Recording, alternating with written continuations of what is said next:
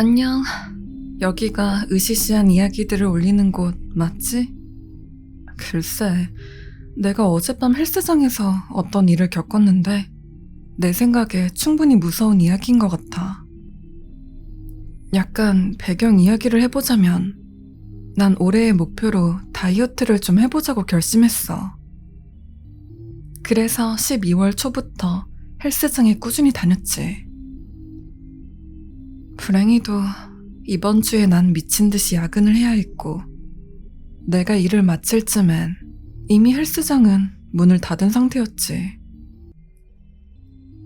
하지만 어젯밤 내가 집으로 운전해서 돌아가는 길에 길가에 세워진 연중 무휴 24시간 오픈이라는 광고판을 보았어.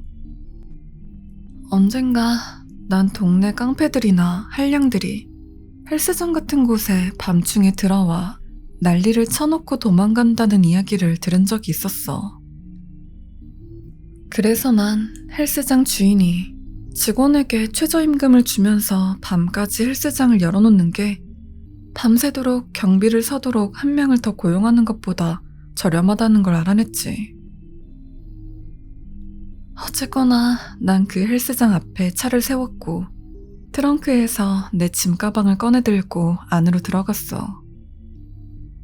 난 들어간 순간 바로 뒤돌아 나갈 뻔했는데, 왜냐하면 프런트엔 아무도 없었고 말 그대로 헬스장 안에 단 한 사람도 없었거든. 근데 헬스장 안에 형광등의 반 정도는 불이 들어와 있었고 음악 소리가 들리고 있었어.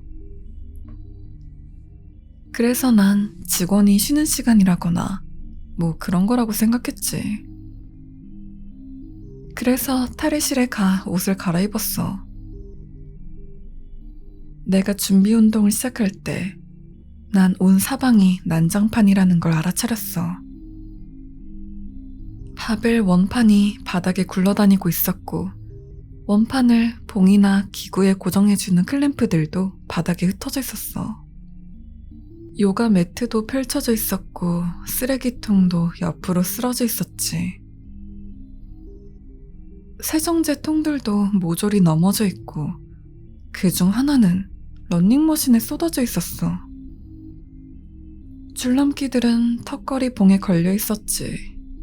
마치 헬스장이 하루 종일 열려 있었고 청소하는 직원이 청소를 하지 않고 마감한 다음 도망친 걸로 보였어. 난 사이클 위에 올라타서 페달을 밟기 시작했어. 내 핸드폰 배터리는 꺼지기 직전이라는 걸 알고 있었어. 내가 헬스장에 들릴 걸 미리 예상했으면 난 회사에서 나오기 전에 충전을 했을 거야. 했을 거고 할 수 있었고 했어야 했지. 그렇게 난 아무도 신경 쓰지 않고 딴 생각들을 하면서 운동을 하기 시작했어. 가끔 형광등이 깜빡거리는 걸 알아챘지만 별 신경을 쓰지 않았어. 형광등은 원래 맨날 깜빡거리니까. 내가 운동을 시작한 지 15분쯤 되었을 때 핸드폰 배터리가 결국 죽었고 난 헤드폰을 벗었어. 뭐 최소한 헬스장에도 음악은 흐르고 있었어. 한 번도 들어보지 못한 힙합 노래였어. 난 웨이트 머신으로 자리를 옮겨서 원판들을 끼우고 들어 올리기 시작했어. 갑자기 노래가 건너뛴 다음 처음부터 다시 시작했어. 난 눈썹을 치켜 올렸지만 그때 구석에 있는 낡은 CD 플레이어를 보았어. 그게 모든 걸 설명해 주었지. 몇 분 뒤 똑같은 부분에서 노래가 건너뛴 다음 다시 시작되었어. CD에 스크래치가 난 게 틀림없다 라고 난 생각했지. 그게 세 번째로 다시 시작했을 때 난 이제 됐다고 생각하고 거기로 가볍게 뛰어가서 다음 곡으로 넘겨버렸지. 난 곡들 사이의 간주 구간에서 뭔가 훌쩍거리는 소리 비슷한 걸 희미하게 들었어. 하지만 난 새벽에 으시시하고 텅 빈 헬스장에서 의뢰 잘못 들을 수 있는 그런 착각이라고 생각했어. 그건 내 실수였지. 난 웨이트를 다시 들어올리면서 나오고 있는 곡에 집중하기 시작했어. 그리고 갑자기 곡이 멈춘 다음 같은 구간을 계속해서 반복해서 틀어주기 시작했어. 라디오가 켜지고 꺼지고, 라디오가 켜지고 또 꺼지고, 라디오가 켜지고 꺼지고. 순간 전기가 나간 다음 다시 들어왔어. 솔직히 이때 난 기절할 만큼 놀랐지. 난 거의 들고 있던 바벨을 떨어뜨릴 뻔했어. 정전과 함께 들려온 높은 목소리의 비명이 날 바짝 긴장시켰지. 그리고 그건 내가 지른 비명이 아니었어. 불이 켜지고 음악이 꺼지자 난 전에 들었던 우는 소리가 진짜 들린다는 걸 알게 되었어.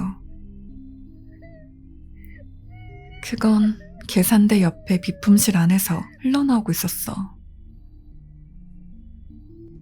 내가 왜 무기를 찾아 손에 쥐었는지 모르지만 진짜로 명백하게 누군가 울고 있었고, 누가 왜 거기 숨어 있는지 짐작하는 건 천재가 아니라도 알 수 있지 않은가. 난장판인 헬스장, 사라진 직원. 명백하게 양아치들이 들어와서 접수처에 일하는 사람을 겁줘서 쫓아내버리고 난장판을 쳐놓은 것이다. 전기가 나간 건 그저 우연이고, CD가 반복 재생되는 건 그냥 낡아빠진 기계가 지 할 일을 하는 것뿐이다. 하지만 여전히 만약을 대비해서 난 바벨봉 하나를 움켜쥐고 있었다. 난 비품실 앞으로 다가가서 봉을 꽉 잡은 채 크게 물었다. 거기 괜찮아요? 훌쩍이는 소리가 즉시 멈췄다.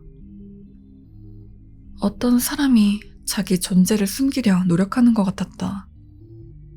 그러기엔 조금 늦긴 했지. 난 어깨를 으쓱한 다음 문을 열었고 그 안에 있던 건 정확하게 내가 있을 거라 예상했던 사람이었다. 그녀는 20대 초반의 학생처럼 보였다. 19살일 수도.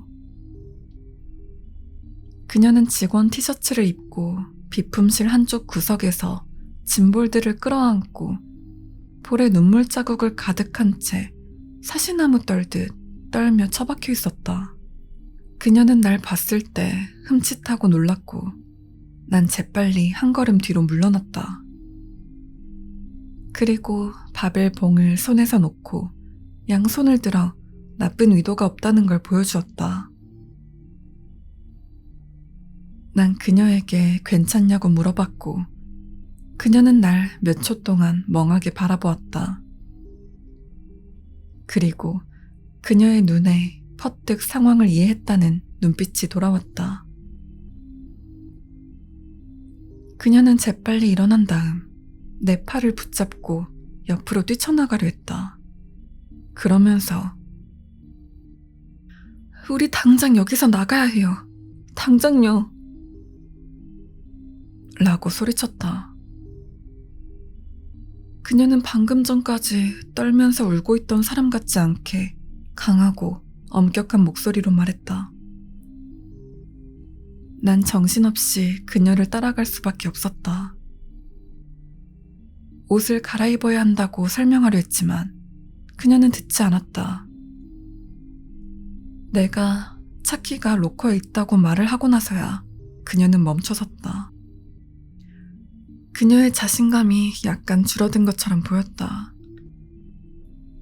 그녀는 시간이 없다고 되뇌었지만 마음속으로 이것저것 재보는 듯했다. 좋아요. 로커로 가요. 하지만 같이 가야 해요. 그것이 돌아오기 전에 도망쳐야 해요. 그것이라는 단어가 내 주의를 끌었다. 양아치들을 부르는 단어들 중에 별로 어울리지 않는 선택이었다. 그녀가 날 로커로 안내할 때 난 그녀에게 계속 물었다. 도대체 어떤 일이 일어났는지에 대해서. 그녀를 설득하기 위해 무슨 말을 했는지 잘 기억이 나진 않지만 또 그녀가 어떤 이야기를 해줬는지도 뚜렷이 기억이 안 나지만 그녀는 결국 내가 사물함을 열려야 할 때 입을 열었다. 이야기의 골자는 이렇다. 당연하게도 그녀는 야간 근무를 하고 있었다. 처음엔 모든 게 잘 흘러가는 것처럼 보였다. 제일 힘들었던 건 몇몇 변태 새끼들이 그녀에게 수작을 걸었던 거였고 그녀가 회원 자격을 박탈하겠다고 협박하자 다들 포기하고 가버렸다. 오후 11시가 되었고 손님은 1시간 넘게 오지도 않았다. 그녀는 지루해졌고 그래서 운동기구를 정리하고 아령을 씻고 바벨 원판들을 제자리에 가져다 두었다. 그녀가 기구 위쪽에 먼지를 털고 있을 때 엽기 봉 하나가 바닥에 떨어지는 소리를 들었다. 그녀는 그걸 마지막에 사용한 사람이 제대로 잠그지 않고 클램프를 조여놓지 않았다고 생각했다. 몇 분 뒤 봉이 다시 떨어졌다. 이번에 그녀는 그 봉을 옆으로 치워놓고 나중에 매니저에게 기구가 고장났다고 말해야겠다라고 생각했다. 그녀가 원판들을 다시 정리하고 있을 때 그녀는 누군가 자기 목에다 훅 하고 숨결을 불어넣는 듯 하는 느낌을 받았다. 그 즉시 아까 전 치근덕대던 변태놈들 중 하나가 로커에 숨어서 장난을 친다고 생각했고 욕을 퍼부으며 뒤를 돌아보았다. 하지만 거기엔 아무도 없었다. 헬스장은 텅 비어 있었다. 그때부터 뭔가 소름 끼치는 일이 일어나기 시작했다. 그녀는 바짝 긴장해서 모든 소리에 귀를 기울였고 작은 움직임에도 깜짝깜짝 놀랐다. 시간이 지날수록 물건들이 떨어지기 시작했다. 그녀는 누군가 숨어다니며 난장판을 피운다고 확신했다. 그녀는 거울을 바라보면서 그들이 장난치는 걸 찾으려 했다. 알다시피 거울은 벽의 세면을 차지하고 있어서 하나를 보고 있으면 거의 방 전체를 다 볼 수 있게 되어 있었다. 그녀는 헬스장 반대편에 어떤 실루엣이 서 있는 걸 보았다. 그걸 설명할 때 그녀는 검은색이었다 말고는 자세한 묘사를 하지 않았다. 마치 그림자 같았어요. 아마 이렇게 말했던 것 같다. 그녀는 재빨리 돌아섰고 그렇게 보자 엽기 하나가 바닥 위 아래로 움직이는 걸 보았다. 아무도 없는데 거울 속의 형체? 사라진 지 오래였다. 갑자기 모든 게 다 부서지기 시작했다. 모든 운동기구들이 지멋대로 흔들리고 높은 곳에 놔두었던 물건들이 온 사방에서 떨어지기 시작했다. 아령들이 옆으로 날아다니고 세정제 병들이 등을 때렸다. 그녀는 근처에 있던 비품실로 도망쳐 숨으려 했다. 물건들이 문에 부딪히는 소리를 들을 수 있었지만 비품실 안의 물건들은 조용했다. 그녀는 커다란 노크 소리를 들었고 모든 게 조용해졌다. 몇 분 동안 공포에 떨다가 나갈 결심을 하고 일어났을 때 뭔가가 문을 막고 있다는 것을 알아차렸다. 문틈으로 확실히 보이진 않았지만 웨이트 머신 같은 게 비품실 앞까지 끌려와서 그 앞에 놓여진 것처럼 보였다. 공포에 질려있는 그녀를 기다린 것은 끊임없이 반복되는 노래였다. 그리고 내가 자정쯤에 헬스장으로 들어왔다. 이제 솔직히 말하자면 내가 왔을 때 비품실 문 앞을 막고 있는 건 아무것도 없었다. 그게 그녀의 상상 속의 일인지 내가 오기 전에 다시 옮겨졌는지 모르겠다. 이게 내가 조금 회의적으로 생각한 이유였다. 그리고 내가 그녀의 이야기를 마지못해 받아들인 이유였다. 그냥 양아치들이 그녀를 가두고 헬스장에 난장판을 피우고 갔다는 게 훨씬 더 설득력 있지 않은가? 난 모든 걸 뒤로하고 집으로 갈 준비를 했다. 하지만 우리가 로커를 나와 정문으로 향할 때 난 CD 플레이어가 틀어져 있는 걸 들었다. 라디오가 켜졌다, 꺼졌다. 그리고 귀청을 울리는 유리들이 박살나는 소리가 들렸다. 난 헬스장으로 달려갔고 그 안에 있는 모든 거울이 산산조각 나 있는 걸 보았다. 이런 일을 할 만한 그 어떤 사람도 보이지 않았다. 도둑처럼 밤길을 따라 도망치고 있는 폭력배 따위도 보이지 않았다. 그 여직원이 나에게 와서 어깨에 손을 올리고 나가자고 말했다. 난 그러고 싶었다. 정말로 나가고 싶었다.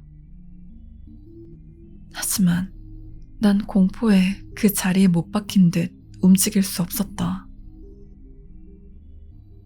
내가 소중히 하는 그 모든 것에 맹세컨대 내가 수천 조각의 부서진 거울 조각 사이에 서 있을 때 난 거울 속에 나와 직원이 모든 각도에서 날 바라보고 있는 걸 보았고 그중 몇 조각에 오직 몇 조각만의 거울 속에서 검은 형체가 우리 뒤에 서 있는 걸 볼 수 있었다.